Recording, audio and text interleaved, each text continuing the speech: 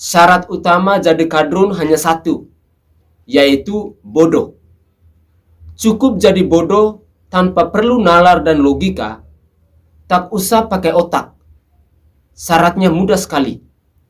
Lebih mudah dari ajukan kredit cicilan lemari es.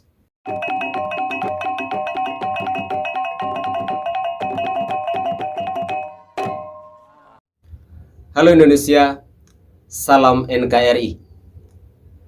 Hashtag atau tagar boikot Mustika Ratu sempat trending di Twitter tadi pagi. Ternyata hal ini karena pemilik Mustika Ratu, Putri Kuswisnuwardani atau Putri Kawardani, datang menjenguk Ade Armando di rumah sakit setelah dianiaya.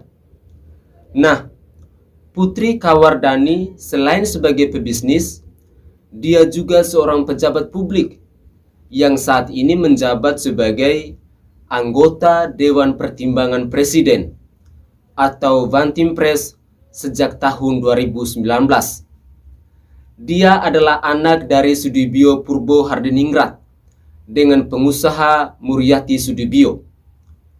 Muryati Sudibyo dikenal sebagai pendiri sekaligus perintis PT Mustika Ratu Terberkati. Putri Kawardani juga dikenal sebagai Ketua Putri Indonesia, penyelenggara kontes kecantikan setiap tahun di tanah air. Karena itulah, netizen di Twitter menyerukan tagar untuk memboikot produk Mustika Ratu karena Putri Kawardani membela Ade Armando yang mereka anggap sebagai penista agama. Jadi kita sudah tahu ya, siapa yang membuat tagar tersebut, yang menyebabkan hingga menyebut Ade Armando adalah penista agama. Cukup satu kata untuk menggambarkan mereka, yaitu golongan kadrun sok suci tapi menjijikan. Pertanyaannya adalah, memangnya kekuatan mereka seberapa hingga bisa membuat sebuah produk tidak laku atau merobohkan sebuah perusahaan besar? Yang terjadi malah sebaliknya, membuat produk tersebut kian populer. Dulu sari roti juga diboikot kadrun karena mengklarifikasi tidak membagikan sari roti secara gratis di aksi 212 tahun 2016 lalu. Akhirnya muncul sari roti dengan label 212.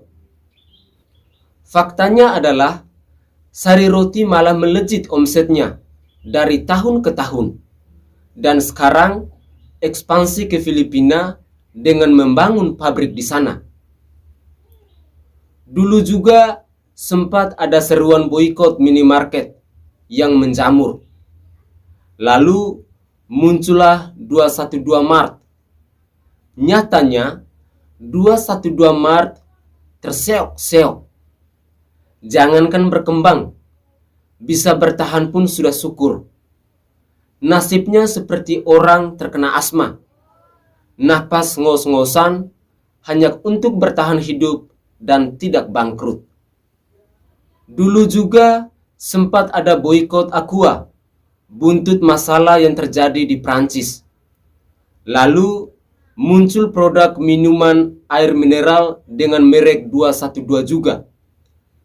Apakah air mineralnya booming?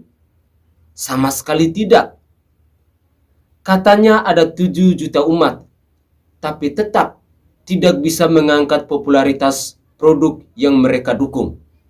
Jadi, angka 7 juta itu kalau bukan pengibulan, berarti mereka kebanyakan miskin tak punya uang. Ya iyalah, mereka demo karena incar nasi bungkus gratis dan uang buat beli rokok. Dan sekarang ada seruan boikot untuk Mustika Ratu. Kalian pasti sudah paham bagaimana endingnya. Boikot yang sudah dilakukan kadrun tak berefek apa-apa. Jumlah mereka sangat sedikit. Ibaratnya mereka niat merobohkan gedung, tapi mereka pakai palu mainan yang terbuat dari plastik untuk merobohkannya. Lagian, kebanyakan dari mereka juga tak sanggup beli produk itu. Palingan pakai tepung sagu buat bedak wajah, atau pakai bubur ketiak untuk make up, atau pakai tepung roti lalu campur dengan putih telur, dikocok dan dijadikan adonan lalu dirias di wajah. Nasi bungkus aja maunya gratis. Sok aja mau boikot, munafik namanya. Begitulah kadrun, yang kalau bacot tidak pernah dipikirin dulu. Yang penting bacot minimal 3 kali sehari seperti minum obat mencret. Lalu dibilang bodoh, mau disebut dungu, yang penting jualan bacot tetap nomor 1.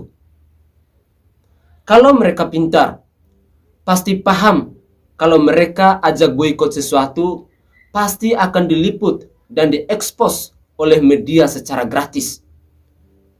Yang untung malah produsen produk tersebut, karena diiklankan secara gratis tanpa bayar sepersen pun.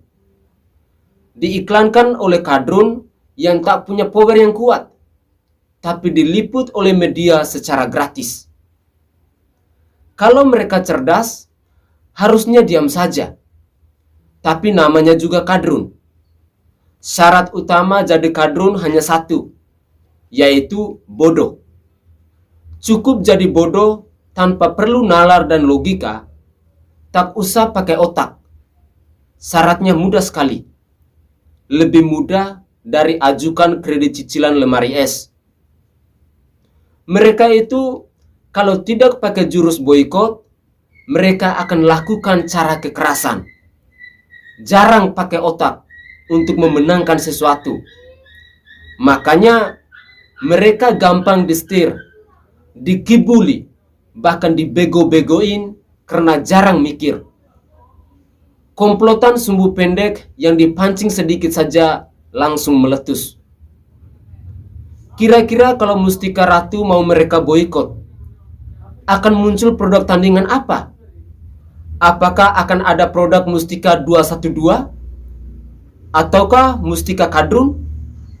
Salam waras, salam NKRI. Saya Franciscus Adrianusai, salam sehat untuk kita semua.